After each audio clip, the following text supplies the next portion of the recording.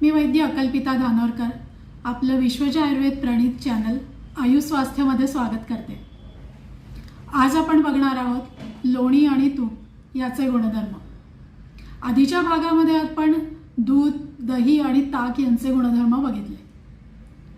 तर लोणी जे आहे तर आपल्याकडे फारसं वापरात नसतं किंवा ताजं लोणी जर घरात काढलं, लहान मुलं असतील तर त्यांना ते आवर्जून दिलं जातं। आता लोणी जे आहे तर ते आपलं पोषण करणारं आहे, नेत्रांना हितकर आहे, थंड आहे, चवीला मधुर आहे, चव निर्माण करणारं आहे, पुष्टी देणारं आहे, सगळ्या धातूंना बल देणारं आहे, शरीराला सुकुमारता देणारं आहे, स्निग्धपणा जो आहे तो त्याच्यामुळे वात कमी होतो, थंड असल्या कारणाने पित्त कमी होतं, त्यामुळे वात पित्त शमक असं हे लोणी आहे। रक्तस्राव होत असेल तर लोणी जे आहे तर ते आवर्जून दिलं जातं। म्हणजे शरीरातनं कुठेही रक्तस्राव झाला किंवा रक्ती मूळव्याध आहे तर अशा वेळेला जी आपण औषधं देतो त्याच्याबरोबर अनुपान म्हणून लोणी जे आहे ते वापरलं जातं। तर अनुपान म्हणजे काय, तर त्या औषधांबरोबर देण्याचा पदार्थ की त्याच्यासह औषधं गेली तर ती अधिक चांगल्या प्रकारे काम करतील। त्यामुळे रक्तस्राव झालेला असताना लोणी जे आहे तर ते रक्तस्तंभक औषधांबरोबर दिलं जातं किंवा लोणी साखर जी आहे ती दिली जाते। विशेषतः मूळव्याधीमध्ये याचा खूप चांगला उपयोग होतो आणि रक्तस्राव जो आहे तर तो त्याच्यामुळे झालेली अशक्तपणा जो आहे तो भरून यायला पण याच्यामुळे मदत मिळते। आता लोणी कसं वापरावं, तर आपण घरी जे ताक केलेलं आहे किंवा दही घुसळून जे आपण ताक करतो तर त्याच्यावरती जे जमा होतं ते लोणी, घरचं लोणी जे आहे तर ते वापरायचं आहे। ते तुम्ही गाईचं वापरा किंवा म्हशीचं वापरा, कुठलंही वापरलं तरी चालेल, पण घरचं केलेलं असलं म्हणजे एकतर त्याच्यामध्ये भेसळ नसते, खात्रीचं असतं आणि गुणधर्मदृष्ट्या ते उत्तम असतं। त्यामुळे घरचं लोणी जे आहे तर ते वापरावं। आता बाजारामध्ये जे बटर मिळतं तर त्याचे गुणधर्म कसे आहेत, तर ते या लोण्यापेक्षा वेगळे आहेत। आयुर्वेदात जे लोण्याचे गुणधर्म सांगितले आहेत ते घरच्या लोण्याचे सांगितलेले आहेत। बटर जे आहे तर ते पाश्चराइज्ड असून फॅट जे आहे किंवा क्रीम जे आहे ते सेपरेट करून त्याच्यापासून बटर बनवलेलं असतं आणि ते दीर्घकाळ टिकावं, त्याची शेल्फ लाईफ वाढावी म्हणून त्याच्यामध्ये जे आहे तर ते मीठ किंवा अन्य प्रिझर्वेटिव्ह जे आहेत ते घातलेले असतात, काही आर्टिफिशियल कलर घातलेले असतात। म्हणून बटर आणि लोणी याच्यामध्ये फरक आहे। आपण जे आहे ते घरी बनवलेलं लोणी जे आहे त्याचं सेवन करायला पाहिजे। आता आपण लहान मुलं बघतो, लहान मुलं आणि वृद्ध यांच्यासाठी हे लोणी जे आहे ते अमृतासारखं काम करतं। विशेषतः लहान मुलांमध्ये ते त्यांचं पोषण करतं आणि बल देणारं असल्या कारणाने लहान मुलांमध्ये ते जरूर वापरावं। कफाची काही अवस्था असेल सुरुवातीची तर त्यावेळेलाही किंवा शोष म्हणजे धातूंची पुष्टी होत नाही आहे अशा वेळेलाही लोणी खूप चांगलं काम करतं। आपण बाळकृष्णाला बघतो तर देवाच्या सगळ्या स्वरूपांमध्ये लहान जे आहेत तेच लोणी खाणारं रूप का दाखवलंय बरं, तर ते लहान मुलांना खूप लाभकारी असतं म्हणून गोपाळकृष्ण छोटा असताना लोणी खाताना दाखवलेलं आहे। तर त्याचा संदर्भ लक्षात घेऊन आपण लहान मुलांना थोडं का होईना घरचं लोणी जे आहे तर ते द्यायला हवं। आपण भाकरी करतो त्याच्याबरोबरही लोणी घेतो, तर भाकरी वृक्ष असते म्हणून त्याच्याबरोबरचा स्निग्ध पदार्थ म्हणून लोणी आहे। तर अशा पद्धतीने आपण लोणी जे आहे तर ते आपल्या सेवनामध्ये ठेवावं। आता आपण बघणार आहोत तूप। तर हे जे लोणी आहे तर त्याला कढवून जे तूप केलं जातं घरचं ते आपल्या वापरात असावं। तर लोणकढ तूप असं म्हणतात। लोणकढ म्हणजे काय, ती लोण्याला कढ आणून केलेलं जे तूप असतं त्याला लोणकढ तूप म्हणतात। आणि घरामध्ये ते केलेलं असेल तर त्याच्यामध्ये भेसळ नसते, आपल्या समोर ते केलेलं असतं, त्यामुळे ते तूप जे आहे ते उत्तम असतं। तर गाईचं तूप आणि म्हशीचं तूप याच्यामध्ये जो फरक आहे तो पुन्हा म्हशीचं तूप थोडं पचायला जड आहे आणि थंड आहे असाच थोडासा फरक आहे। बाकी जे आहेत तर गाईच्या तुपाची नेहमीच प्रशस्ती केली जाते। गाईचं तूप जे आहे तर ते बुद्धी वाढवणारं असं सांगितलेलं आहे। तर बुद्धीचे प्रकार सांगितलेले आहेत आयुर्वेदात, धी, धृती, बुद्धी आणि स्मृती।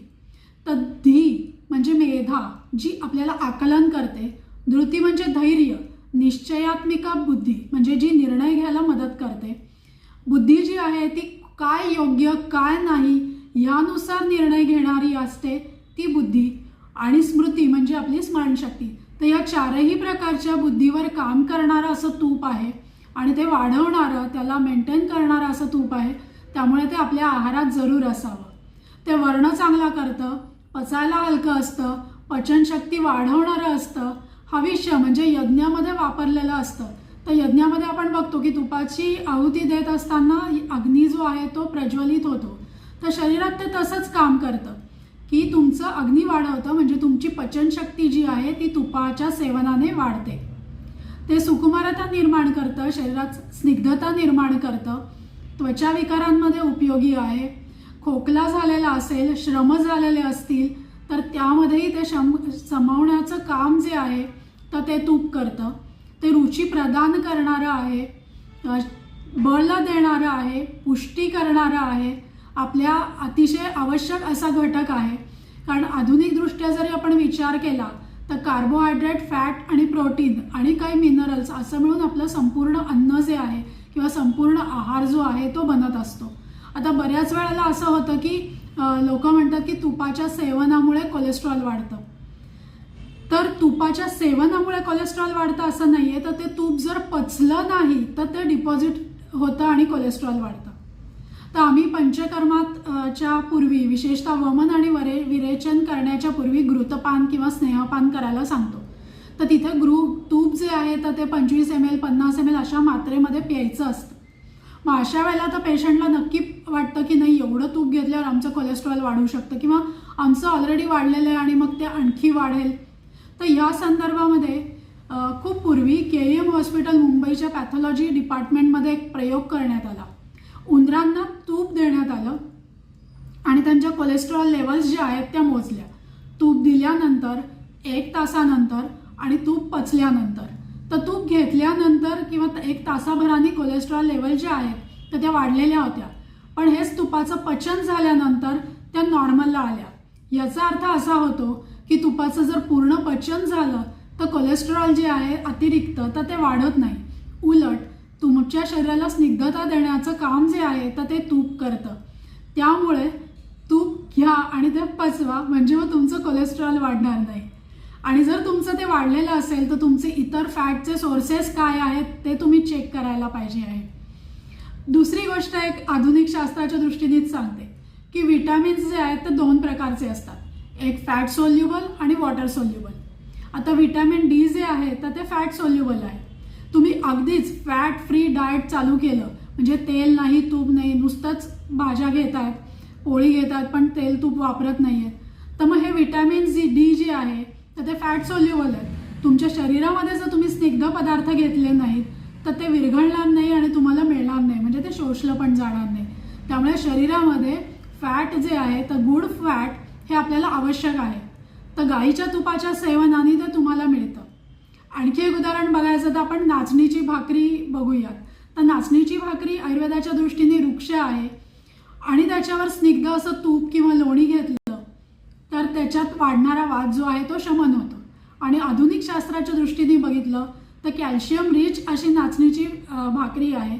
त्याला विटॅमिन D युक्त तूप किंवा लोणी जे आहे त्याची जोड मिळाली तर त्या कॅल्शियमचं ॲब्सॉर्प्शन खूप चांगलं होतं आणि वजन पण तुमचं मेंटेन होतं. तर तुमच्या काही पारंपरिक गोष्टी असतात तर ते कॉम्बिनेशन खूप छान असतं.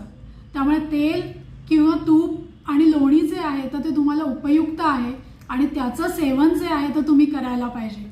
वृद्ध माणसांना ज्यांचा वात वाढलेला आहे त्यांना तर ते उपयोगी आहे, पण दिवसभर काम करणाऱ्यांना सुद्धा त्याच्यामुळे त्यांच्या श्रमाचं कमी होतात, ते पोषण चांगलं होतं. आणि लहान मुलांना तर लोणी आणि तूप हे अमृतासारखं आहे. ते त्यांचं पोषण करतं आणि बुद्धी वाढवतं. त्यामुळे तुमच्या घरातले बाळकृष्ण किंवा राधा जे आहे तर त्यांना थोड्या प्रमाणात का होईना पण लोणी आणि तूप जे आहे ते तुम्ही द्या, त्यांचं आरोग्य राखा आणि त्यांची बुद्धी वाढण्याला मदत करा. आणि बाकी सगळ्यांनी जे आहे तर ते 1-2 चमचे तरी तूप घ्यायला हवं. आता तूप कोणी घेऊ नये हे पण आयुर्वेदात सांगितलेलं आहे. ज्यांना आमविकार आहेत, ज्यांना खोकला झाला आहे आणि त्याच्यात कफ वाढलेला आहे, काही प्रमेहाचे विकार आहेत, अशा लोकांनी जे आहे तर ते तुपाचं सेवन वैद्यांच्या सल्ल्याशिवाय करू नये. तर अशा पद्धतीने सगळ्यांनी तुपाचं सेवन करावं आणि आपलं आरोग्य जे आहे ते राखावं. तुम्हाला जर माझे व्हिडिओ आवडत असतील तर लाईक शेअर सबस्क्राईब जरूर करा.